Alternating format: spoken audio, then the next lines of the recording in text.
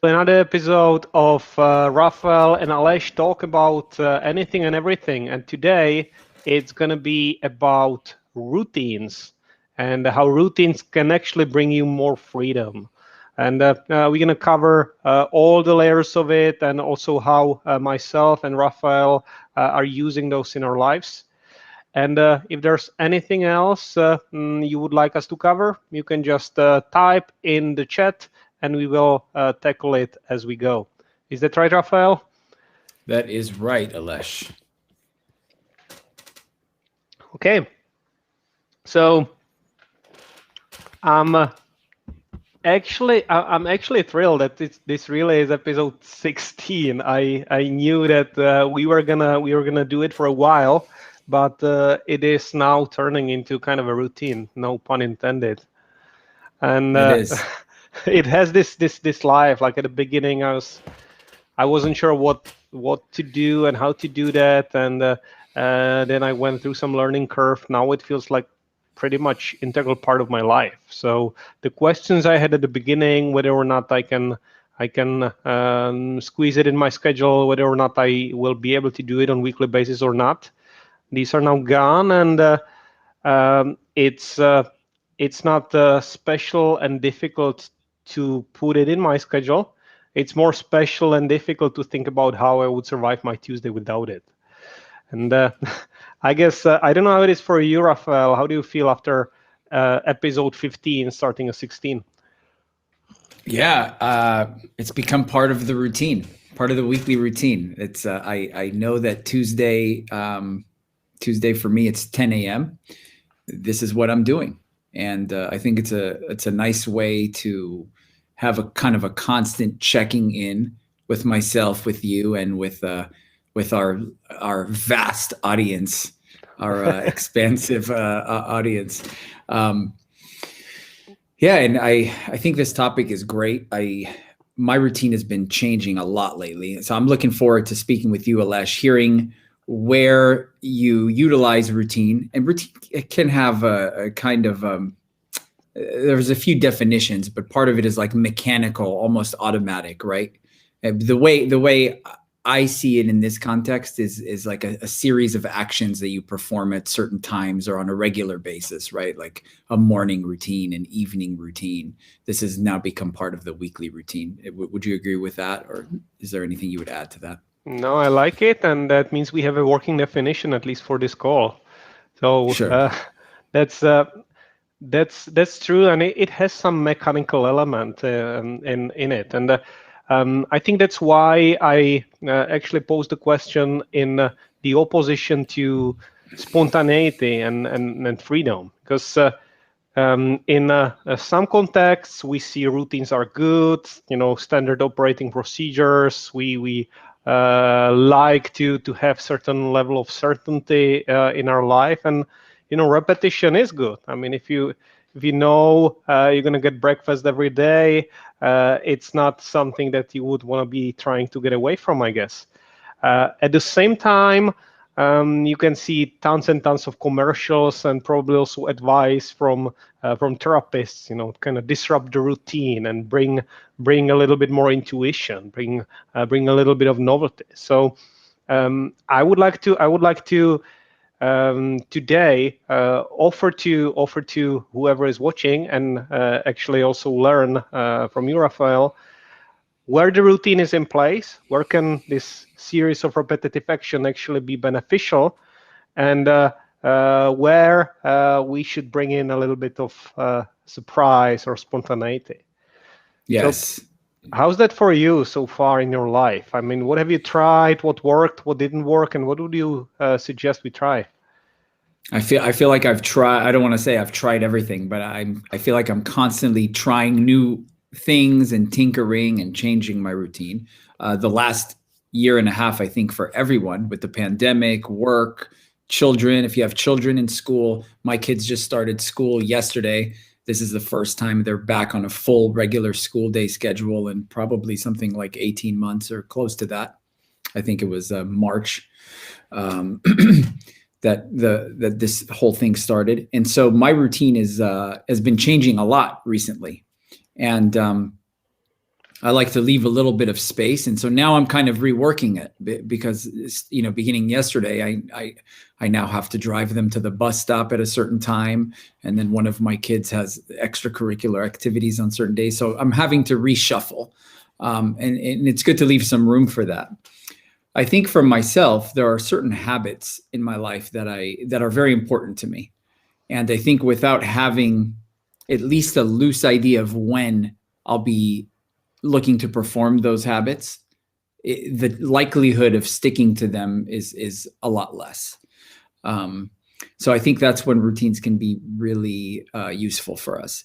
Now, you mentioned spontaneity, and there is plenty of data to suggest that having novel experiences is an important part of living a fulfilled life, right? If we're doing the same thing day in, day out, especially if you have a job that's kind of the same every day and it might be boring and you see the same people, having novel experiences, saying yes to a spontaneous invitation, kind of veering off course can actually be really beneficial.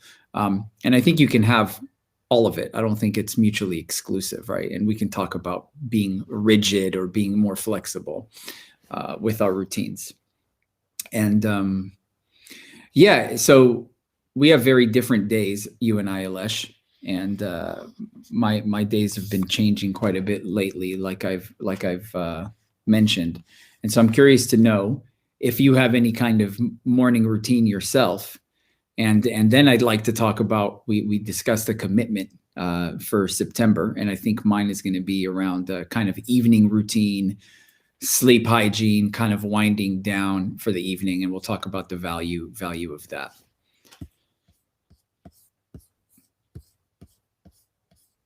You're muted.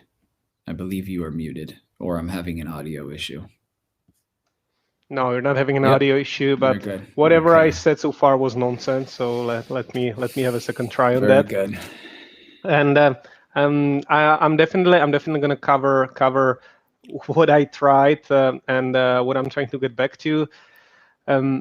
Before I do, I'd like to clarify one thing. So, Raphael, you mentioned habits, and we are talking about routines as well. Very often people talk about habit forming. Sometimes we desire to get rid of bad habits and craft a healthier habits.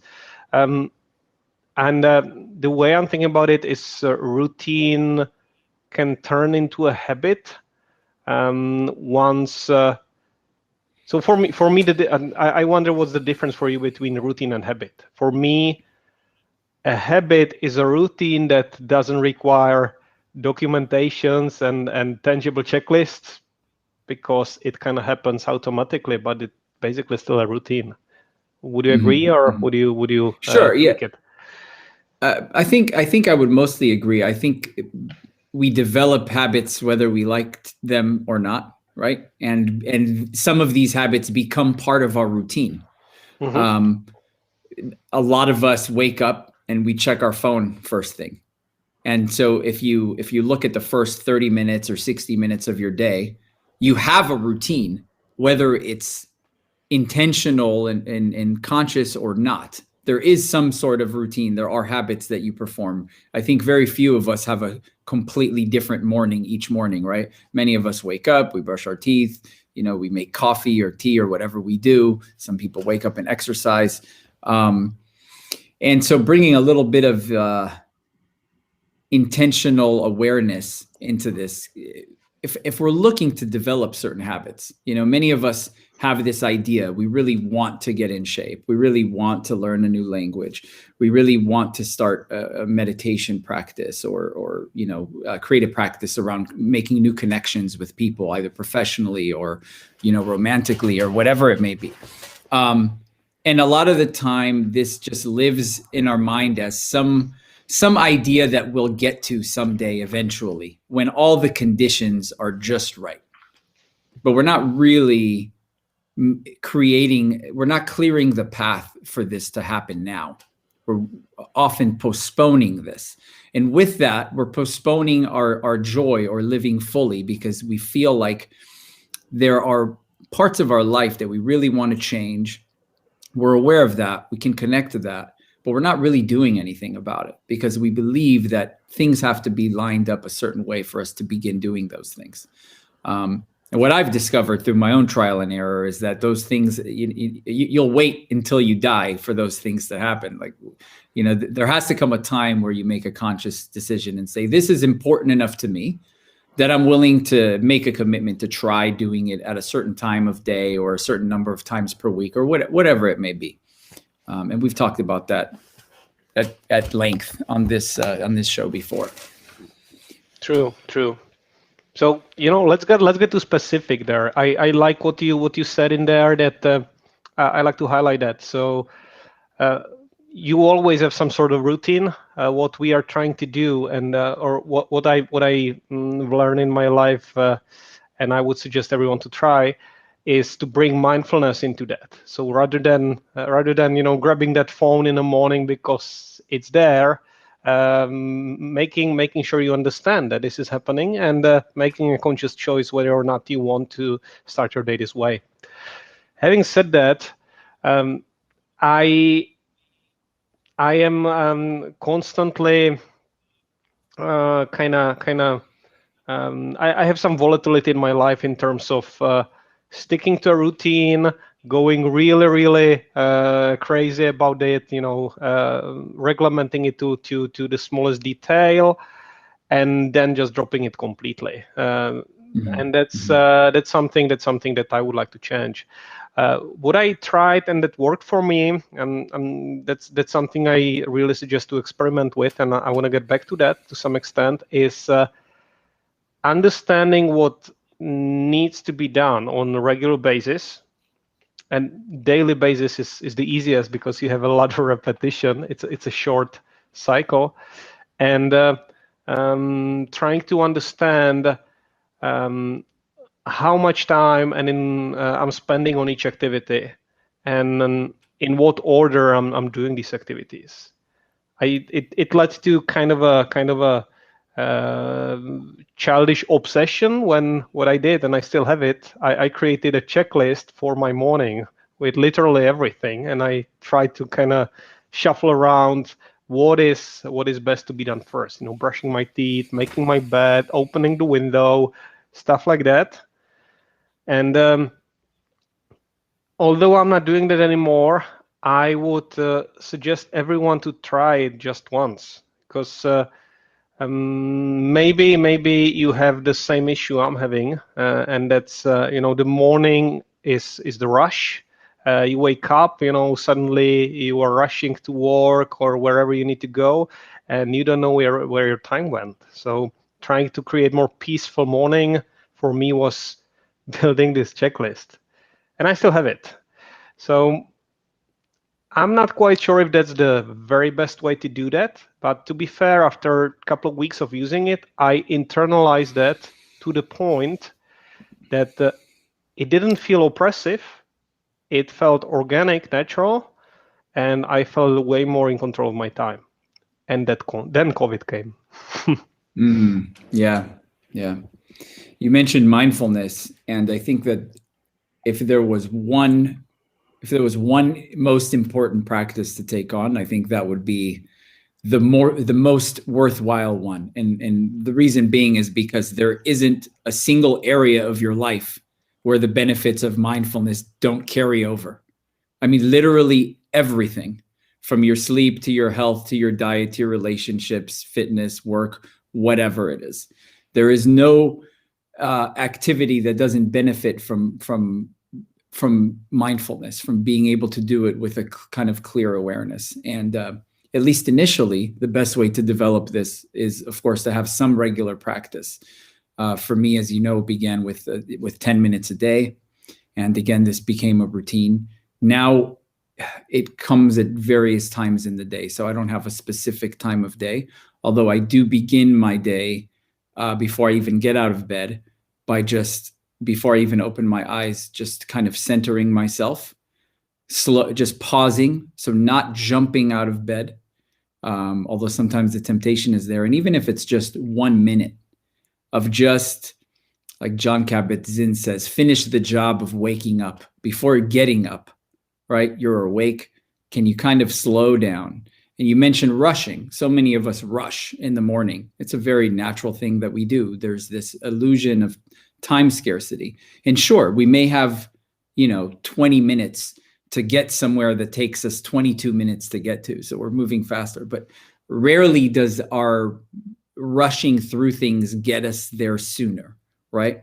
So it really is this kind of state of mind. And if we can catch that and kind of slow down, that the military dentum, slow is smooth, smooth is fast. And so I find that in the morning, this is incredibly important. And this is easier said than done, of course. I've got 2 kids. This morning, we actually got to the bus. All the kids that were on the bus, they were waiting for us. My 2 kids were the last 2 kids on the bus. And we got there at 7:09, which is the time that the bus leaves. So naturally, there was this kind of feeling of rushing. And yet, if you can at least be aware that you're doing that, you can slow down internally. It doesn't mean you have to move in slow motion and lollygag and be late. But if you notice that kind of rushed state, you can kind of turn the dial down on that and arrive at your destination more safely and hopefully in a cooler and more composed state. You don't have to look like a fool running through the door, because you won't get there any faster. Or, we've all seen, or maybe we've even been that person in traffic that's, like as if our rage will make the vehicles in front of us move more swiftly, right? That's going to really help the situation out. If we get excited enough, traffic will just clear. So yeah, that's an important one, I would say. Yeah.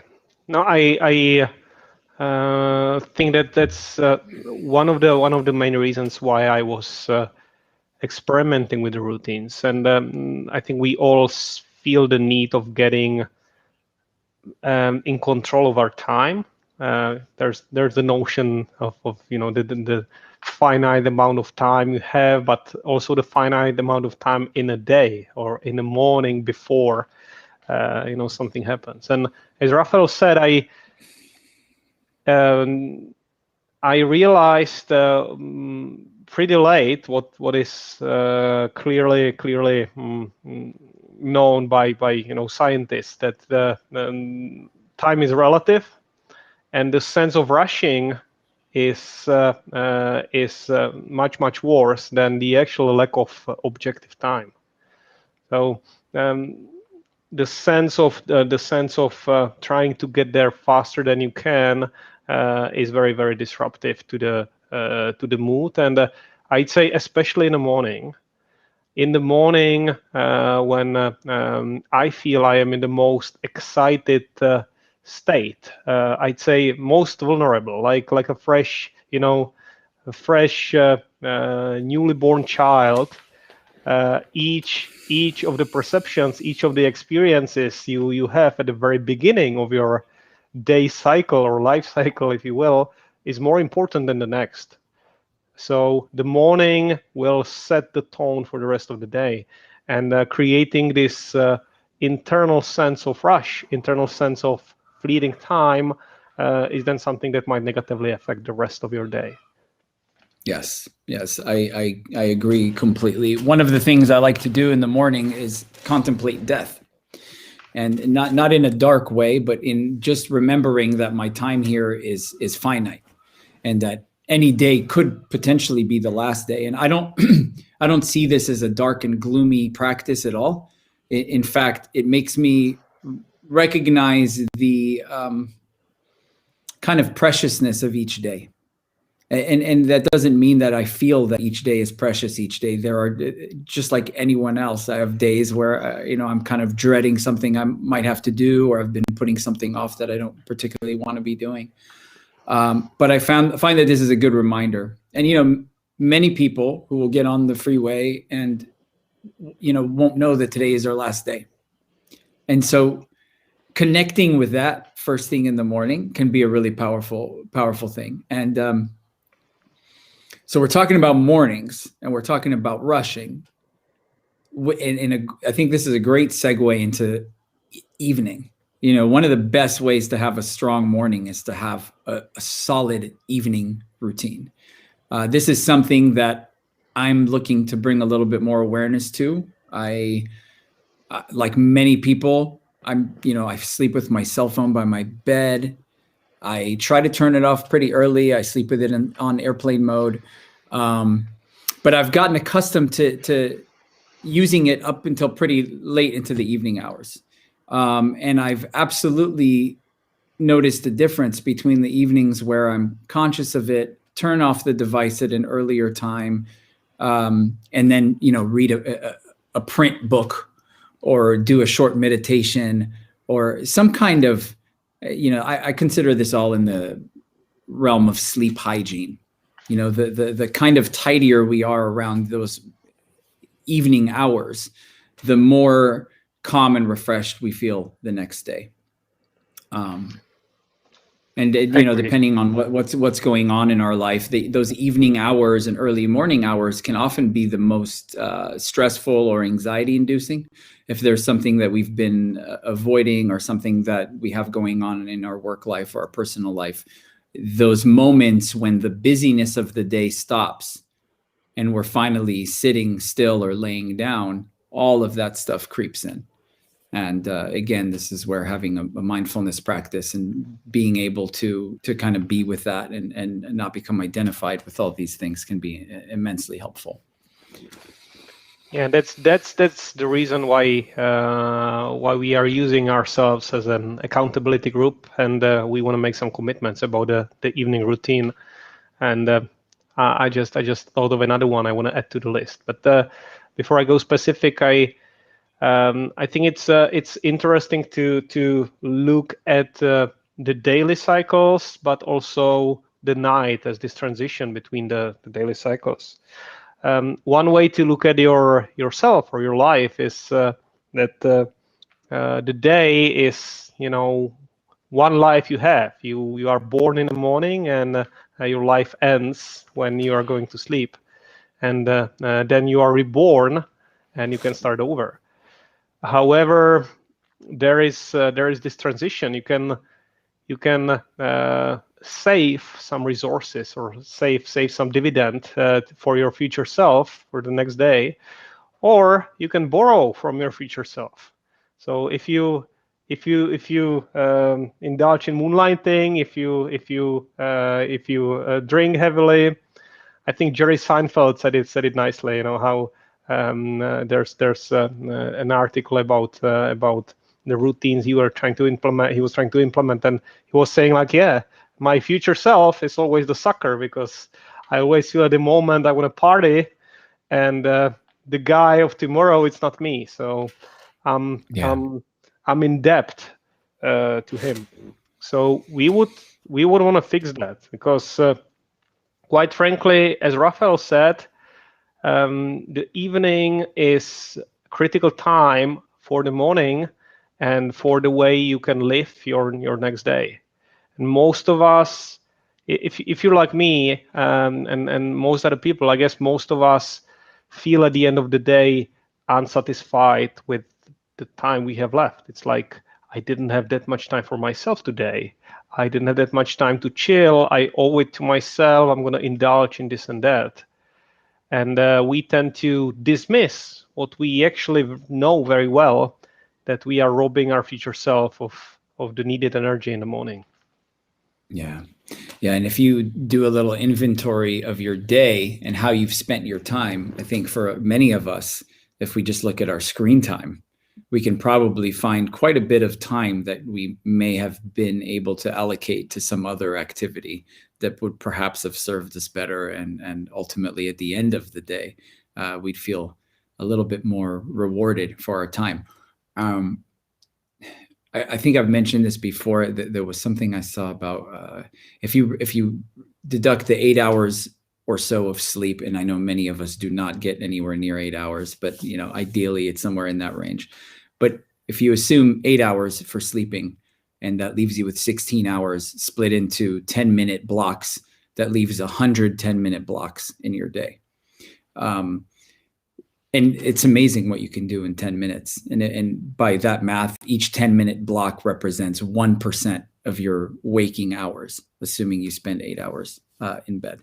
And so if you kind of connect to that, you can, there are a lot of things you can do with a single 10-minute block, or 2 or 3 10-minute blocks that don't take a large percentage of your time, but can yield huge results if you do something on a regular basis. So one example would be meditation. If you meditate for 10 minutes each day, and you're only using 1% of your waking hours to do this, this can reward you for the rest of those hours that you're awake in minutes, and including your sleep. Another thing that I've been paying more attention to is caffeine. During our the month we did the YouTube and sugar challenge, I also took a break from caffeine for a couple of weeks. I was pretty regular coffee drinker, a cup in the morning and usually a cup in the afternoon, pretty strong coffee.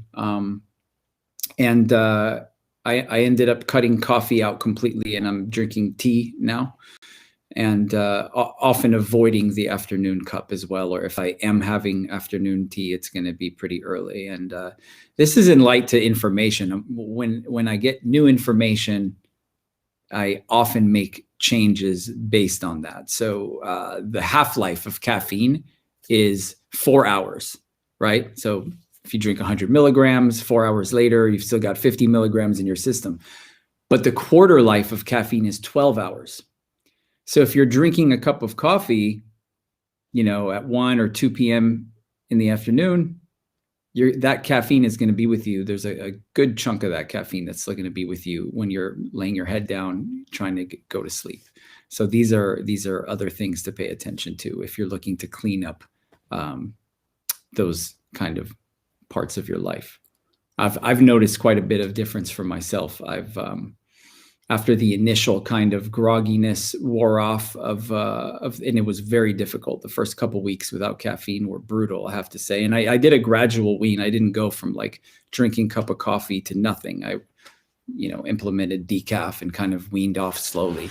And I'm finding for myself that tea has, enough to reap the benefits and kind of leave out many of the kind of neutral or negative side effects of caffeine. So that's a little bit of a sidetrack there, but I feel like it's relevant. No, it is, and I never actually went like completely cold turkey on coffee, but we said we're gonna work with some commitments here, and I think I want to go. I definitely want to go back to something that I used to do, which was no coffee after lunch. So that was what I was able to do, and I had much better sleep. I think I want to go back to that. So I hereby commit that for the month of September, I'm gonna cut coffee completely after 12 noon. Nice. So let's see. There you go. It usually made me drink an extra cup right before noon, but it was still worth it. Hey, yeah. Every little step, and you can kind of see how it goes. I've been using an app called Sleep Cycle for a few years now, and it uses the microphone on your phone to kind of monitor how deep of sleep you're in, whether you're awake, and it'll monitor your snoring and all these other things. And I definitely noticed a huge change in my sleep once I cut the coffee out. I mean, falling asleep faster, staying asleep, through the night with very little interruption. So it's amazing. We don't realize it, but it can have a profound effect. And there's some great research out there by Matthew Walker, who's written several books on sleep. He's also got a master class and I believe a TED Talk, and lots of free content you can find on YouTube if you're interested in hearing more about why we sleep and the science behind it. Yeah. I'd like to say that besides numerous health benefits of healthy routines, I kind of invited everyone to this stream by saying that it can also bring you freedom, and I like to say that the freedom goes beyond the health benefits, although these are incredibly important. The way I think about it is in line with the concept of cognitive load. So any decision you take siphons off the mental energy that you can dedicate to something important. And that's one of the reasons that Barack Obama was actually listing for his choice, to simplify his wardrobe and just have black suits, because I have too important decisions to take every day. Paraphrasing now, to worry about that. And routine can do the same for you, taking the energy, when you are deciding from minute to minute what to do first, what to do second, what's the next activity, and redirect this energy, giving you more freedom to spend the unstructured part of your time freely. Yes, absolutely. Like you mentioned, there's a decision fatigue that sets in by the end of the day, where we've just made too many choices, and everything becomes our likelihood of making the right choice becomes less and less. Are you familiar with like temperature minimum? Oh, no. So if you have, let's say, for example, that you wake up at 7 a.m. is your average wake up time. So that means that your temperature minimum is 2 hours before your average wake up time. So 5 a.m. is when your body is at the lowest temperature during the 24-hour cycle. The reason that time is important is there is a window, which is 4 to 6 hours after your temperature minimum, which is the best 2-hour window essentially to do any work that requires clear thinking, or so anything that requires you to have your full cognition is best done during that time. So if your temperature minimum is at 5 a.m., then your window will be from 9 a.m. to 11 a.m. And so this is something I learned recently from an episode of the Huberman Lab with Andrew Huberman, neuroscientist, who's got, I absolutely love his show, and he's got some great content. Kind of something you have to watch slowly and take in small bits, because there's just so much information. But I found that to be a really useful piece of information for anyone. So this would be an example of how routine can help us. If you have something that's a little bit more challenging for you to do mentally, it would be really helpful to know when your temperature minimum is and schedule that work for 4 to 6 hours after your temperature minimum. So these are all things that can be immensely helpful to keep in mind when we're scheduling our day. Interesting. I got to look into that. I had no idea. Yeah. I'm wondering if this is going to be disappointing for night owls among us. It's just you're going to have to take cold showers or cold baths in the middle of the day to tweak the system. It's I like to say that the freedom, or the level of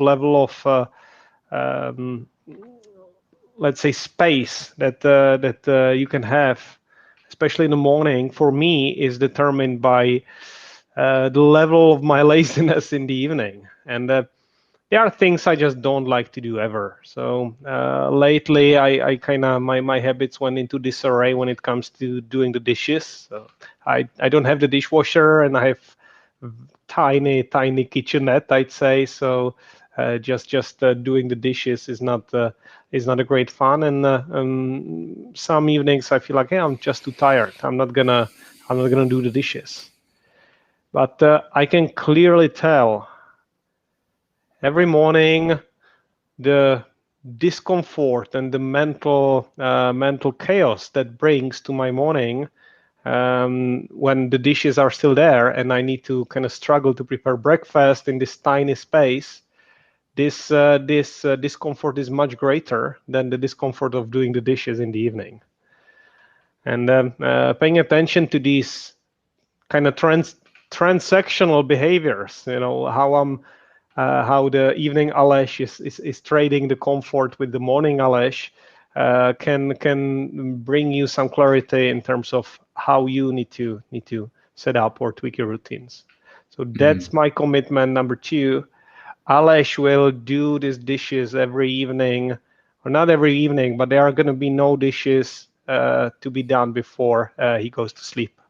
So coffee Stay after tuned. meal and this. Stay tuned for the link to the live cam of Alesh's kitchenette, where you can monitor the dish status 24 hours a day. Oh man, I should do that. I should take I can take picture every evening. It's not too bad. It'd be like the live koala cam at the zoo. You can see the baby koala. We'll know if you've done the dishes or not.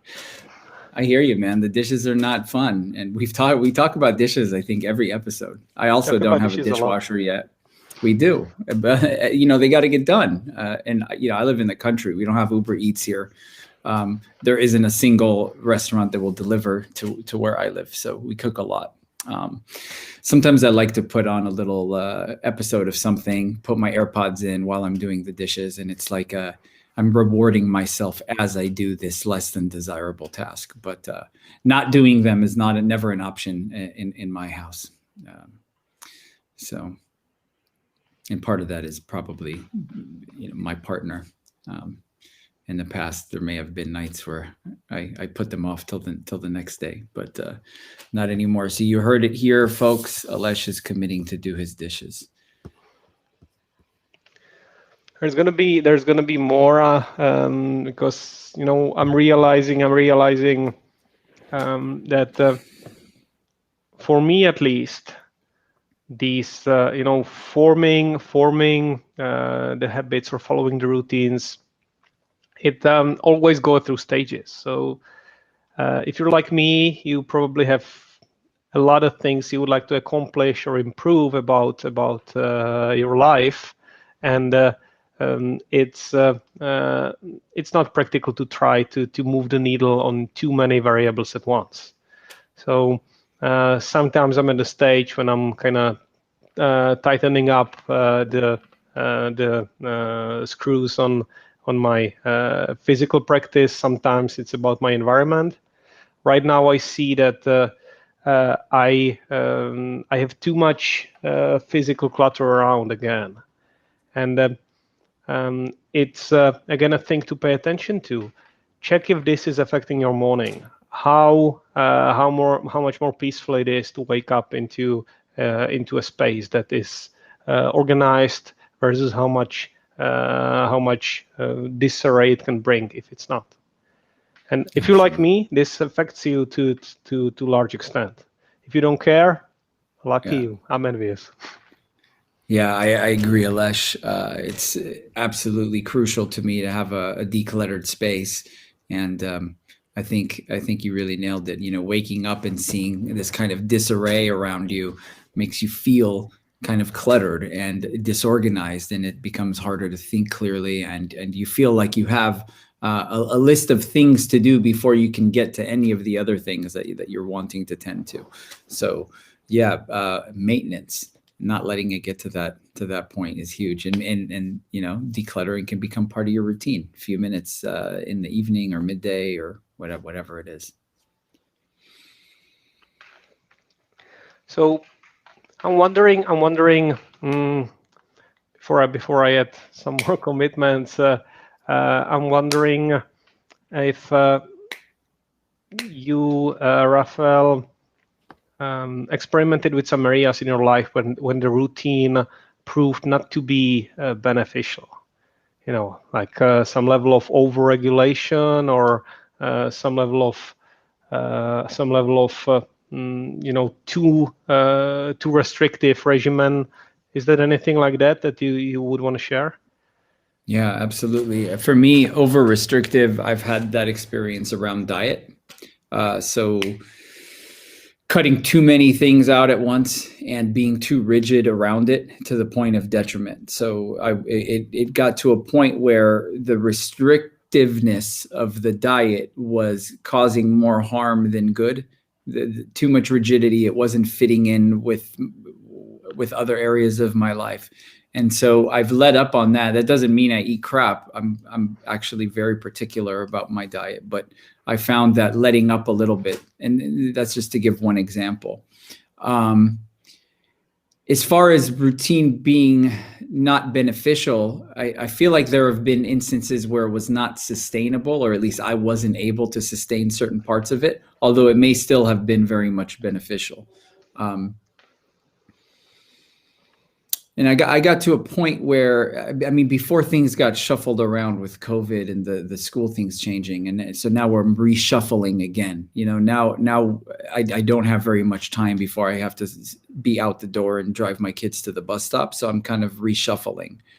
So pretty much the only thing that I do other, brush my teeth, drink some water, maybe have time for a brief meditation before driving the kids to the bus stop, which is about 7 or 8 minute drive. So I'm back relatively quickly, and now I've got a quiet household to tend to all the other things. Yeah. Yeah, I think the what is key for me when it comes to routines and overregulation, if you will, where would be I think 2 elements. Number one, self-compassion and a level of forgiveness in case they are either external or even internal factors for me, just not doing it the way I planned. And I tend to be very harsh on myself when something came unhinged, and I'm trying not to be. So what you did and didn't fit your plan, that's in the past. It's good to kind of move on and focus on the next iteration. And this is nice about daily habits. Like every single day is a new attempt. You can start over.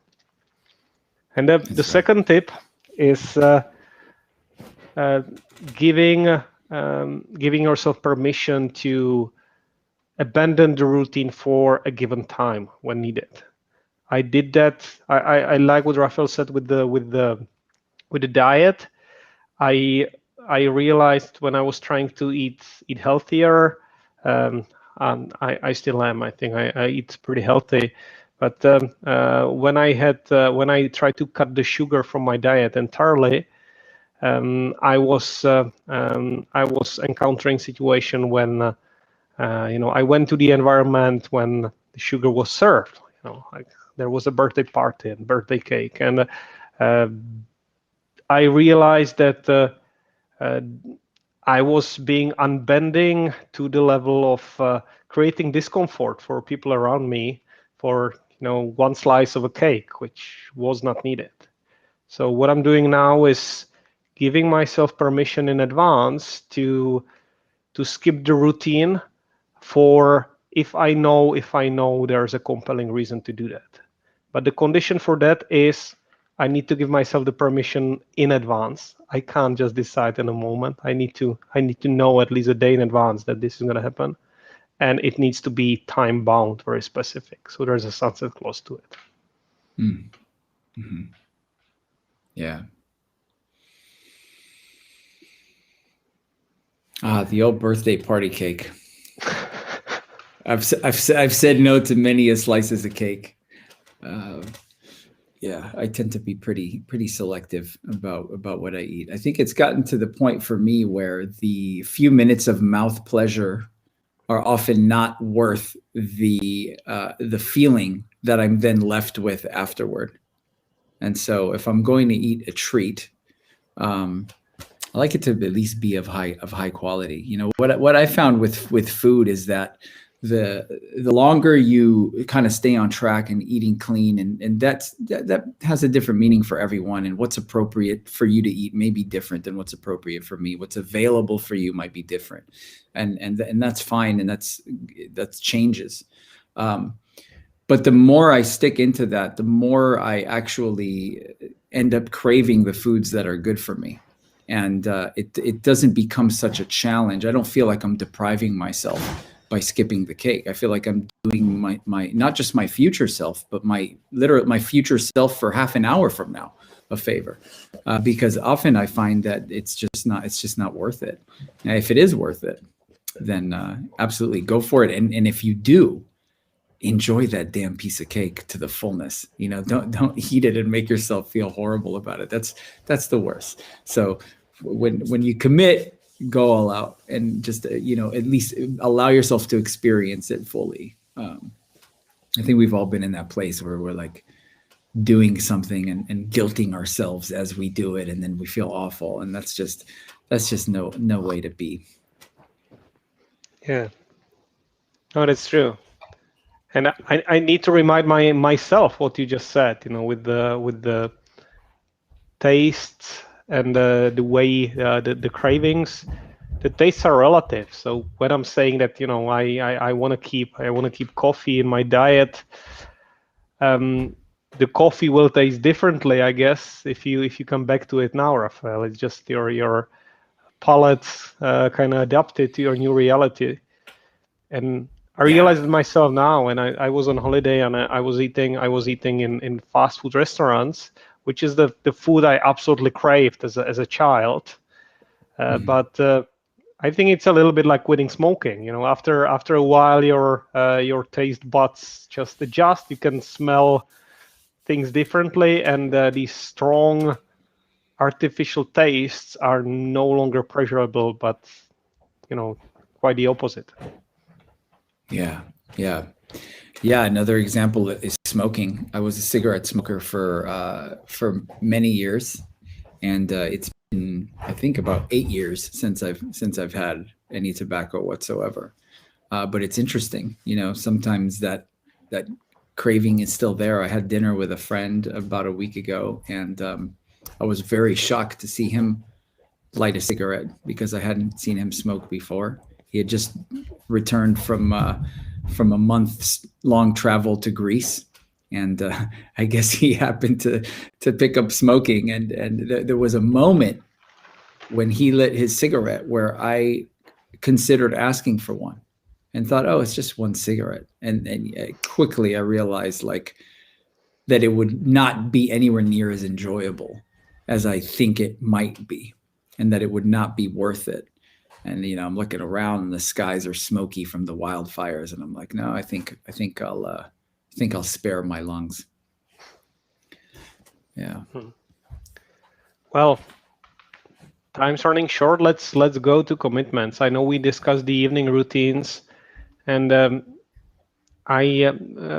gonna let you cover the proposition, because I definitely want to do this one with you, or the version of it. So what is your challenge? So for me, I'm looking at all devices shut down by 8:30 p.m. So that means phone is on airplane mode, no iPad, no laptop. Everything is off by 8:30 p.m. That's the latest cutoff time for electronic devices. This will allow me a little bit of space to have a kind of evening wind down. Sometimes I like to do an evening yoga, or and then I'm left with better options. Read a book, whatever it is, cold shower, a little stretch, meditation. There are a number of different things. Maybe journal a little bit. So it's simple, but I think this is a really big one for me. And this is probably about an hour earlier than I am likely to do it now. So I think that hour will be crucial. So it doesn't seem like a huge one, but for me, that's the big one. All electronic devices shut down by 8:30 p.m. Yeah. I was thinking, because I do want to join you in this, but I don't feel quite ready to put off everything. So the way I decided I'm going to do it is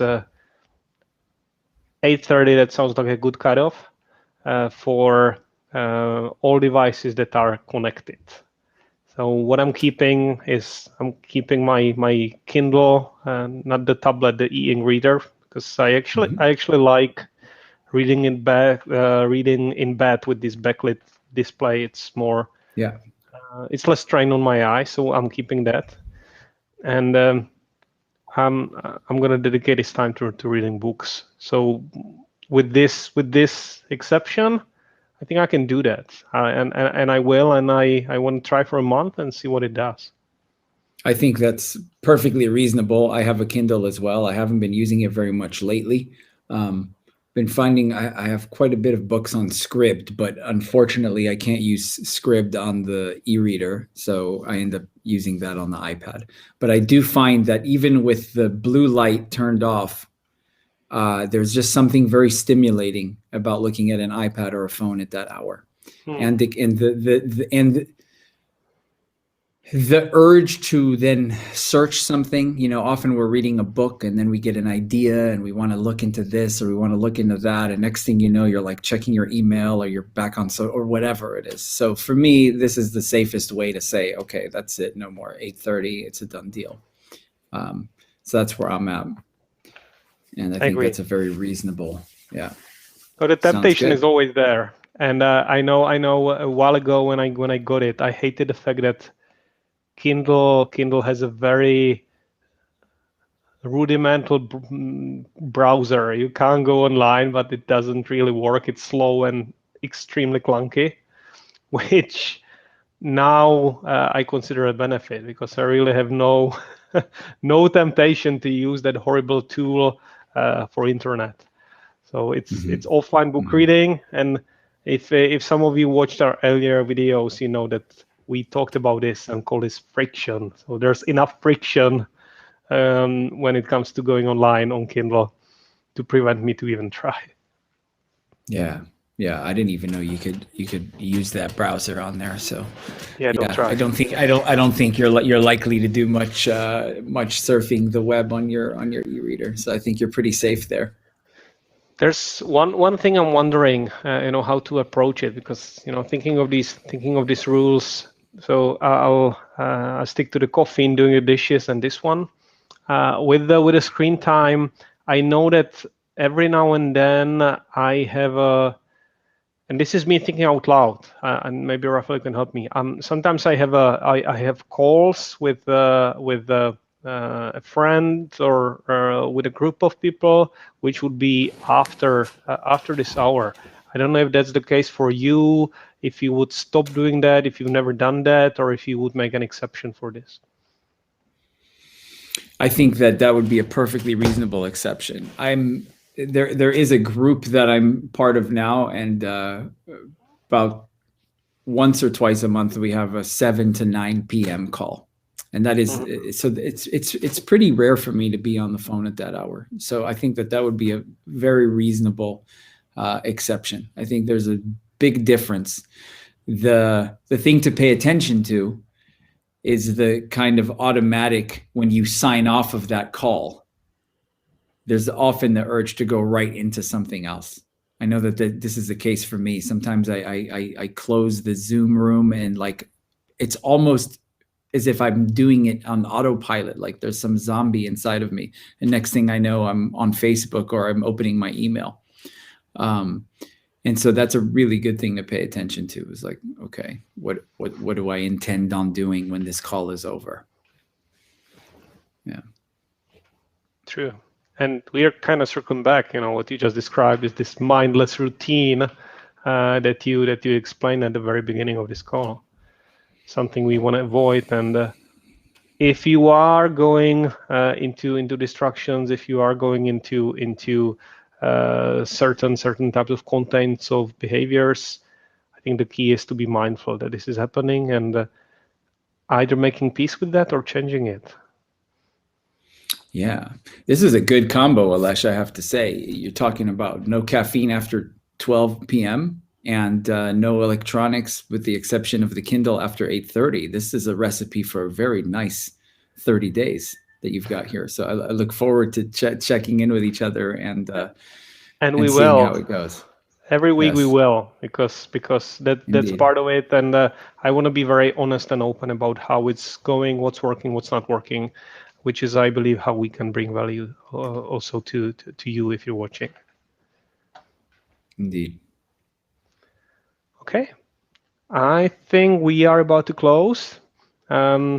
Raphael, any kind of inspiration for what we can cover next time, or we leave it to decide later? Yeah, you've caught me on the spot once again. I can't Once say I again, I have. never know. I don't have a topic off top, but we did agree to meet more regularly offline, and we hope to have a couple of weeks of topic ideas ahead. And if you've made it this far into this video, first of all, congratulations. This was kind of a slow one, so I commend you. And if you're watching this and you have any topics that you would like to hear discussed, as always, please don't hesitate to let us know. We'd love to hear from you, and would love to discuss your idea. Absolutely. So thank you for watching. Yeah. I can promise one thing that we're definitely going to do. We're going to do an update of how we are doing with this challenging, and if we can see some changes in our evenings and potentially morning. Indeed. Okay. Until next time. Bye, everybody.